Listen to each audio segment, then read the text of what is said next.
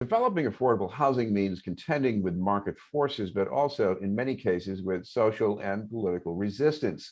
If the challenges in Dorchester are less about opposition to new buildings, a new development on Hancock Street has some lessons about getting acceptance for housing in other backyards. To tell us about the project known as the Meeting House, our leaders from the development team, the founded principal with Rode Architects, Eric Robinson, and the principal with Arx Urban, Benjamin Moll. I'd like to thank you both very much for being with us.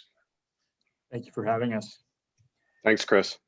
Eric, I'd like to start with you because last time we talked, you were a Dorchester resident. I think you know the area pretty well. I'm thinking of the location here, Hancock Street near Dorchester Avenue. I go back to the days of the Adelphia, when the avenue, was mainly dive bars, car repair shops, and funeral homes. So how does the Meeting House fit into that, at least that kind of a past for this location?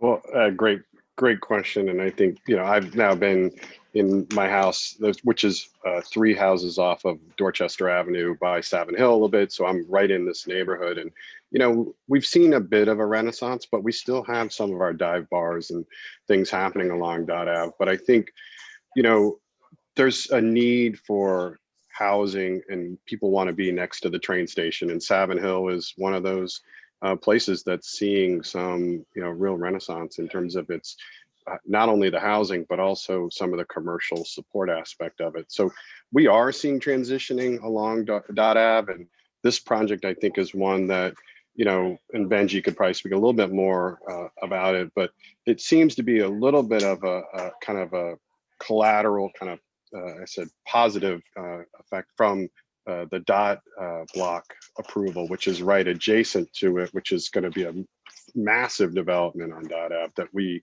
took through permitting and is now under construction. But so, we're seeing these sort of enclaves of development and re-envisioning coming to this area finally. So we'll see how it all starts to play with the sort of history of Dot Ave as well. Reggie, can you tell me a little bit about the mix of affordability and the demand for space in these buildings? Yeah, absolutely. So my firm, Arx Urban, is really focused on building attainable housing around the city. And typically when you're, the historic way to build affordable housing is an income restricted housing is with tax credits. And one of the things that we worked on here is to try to get to market and build this project faster than a tax credit project might allow, which could take 3-4 years to get the financing together. So here we were able to do a project. It was the first project to receive Boston Community Preservation Act funds. We partnered with Mass Housing, and we were able to do a project that is roughly a third affordable, a third middle income, and a third market rate. And the goal was to have a socioeconomically diverse community, but to income restrict as many units as we possibly could in order to maximize the housing opportunities for folks in the community. We finished the project right in September and October of COVID last year, and we still had over 1,000 applications to lease the 2/3 of units that were income restricted. So the demand for these affordable and middle income units is just really off the charts. Eric, I want to ask you about design, because even if you go back more than 100 years, I think there was a pastor at a church on Meeting House Hill who was really appalled at all these boxy look-alike three-deckers that were a blight in the neighborhood. You don't want this to be too boxy looking, so how do you design it to overcome that? Another great question. And I think that, we really think about our buildings as sculptural moments, wherever their context is. And I think that the thing that really drove the design concept for the Meeting House was it's at this sort of curved moment along as Hancock and Pleasant kind of come together at a fairly notorious intersection there that no one seems to know how to get through, to be honest. But we really took a lot of cues from that aspect of the street curve. And then, it's also was kind of the first new building that was going to be up and built in that area. So didn't have a lot of context to build off of, but some of the sculptural aspects of the building are really related to its site and and how you sort of perceive it as you move along either Pleasant or Hancock or come up from Dot Ave. So some of the subtle moves are associated with that. Right. Reggie, one of the other things about the building, and I only know this from the rendering, but it certainly is a departure from the notion of boxiness and monotony, is the exterior, the sort of checkered exterior. It makes the building stand out. What does that do to people? You know, I think it was a pleasure working on this project with Rhodey, because one of the hard things about building, attainable housing is you have to be able to design and work with a construction budget, especially with rising construction costs.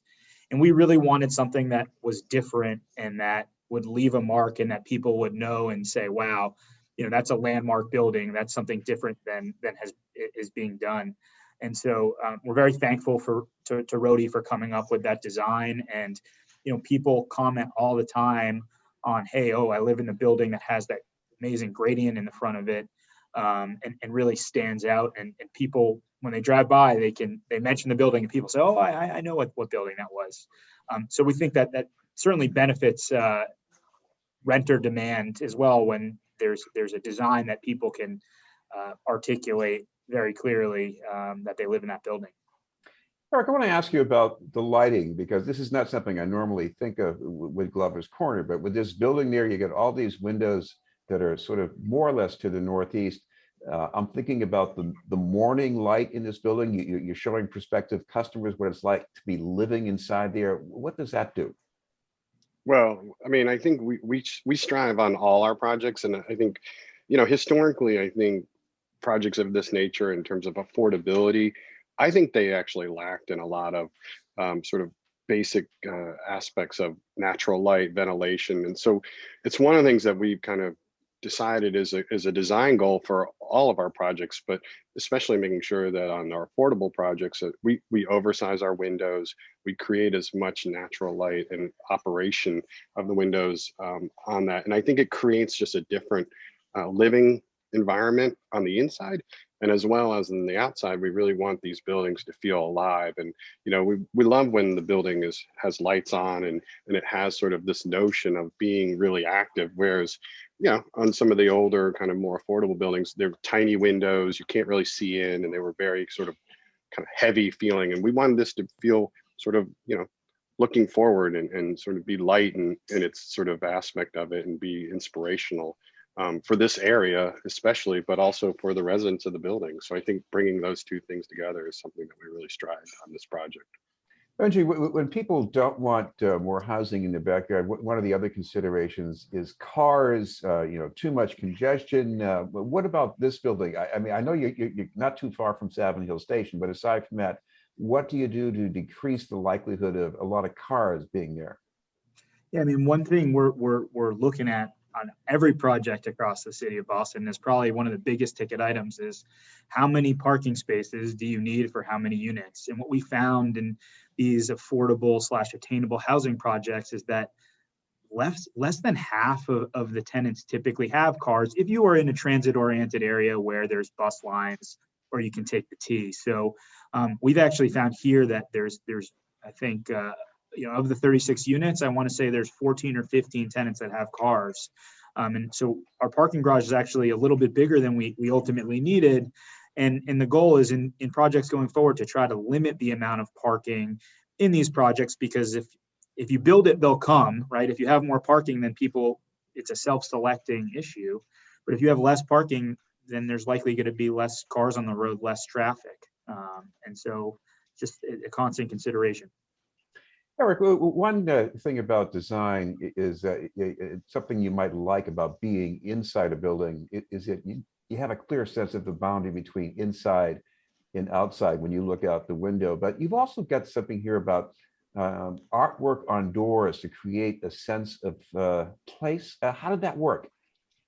Yeah, I mean, I think actually I'll give that over to Benji, because while we were part of that, Benji is really the brainchild behind this, and it's an amazing sort of story. So Benji, why don't you take that one? Yeah, I mean, we were just on social media following kind of the plight of the artist community in the middle of COVID, And the members of our team at Arx Urban said, hey, what can we do to help these folks? How can we create some sort of public art project that would be different at the meeting house? And so ultimately we had a little competition. I think that 9 or 10 local artists competed, and 4 artists were selected by the entire project team, from the contractors to the lawyers to the architects to members of the city. Everyone voted on who their 4 favorite artists were, and each artist basically received an entire floor of the building. And on that floor, they painted each entry doorway to the apartments with whatever motif that they had utilized in the competition. And I'll tell you, we have received just wonderful feedback from the community, wonderful feedback from the tenants who say, "Oh, I live in the, on this floor, on this artist floor, in this, in this building." And so there's 36 different murals within the building, and it just is something different that enlivens a project where in typical affordable housing, they're a little bit more bare bones.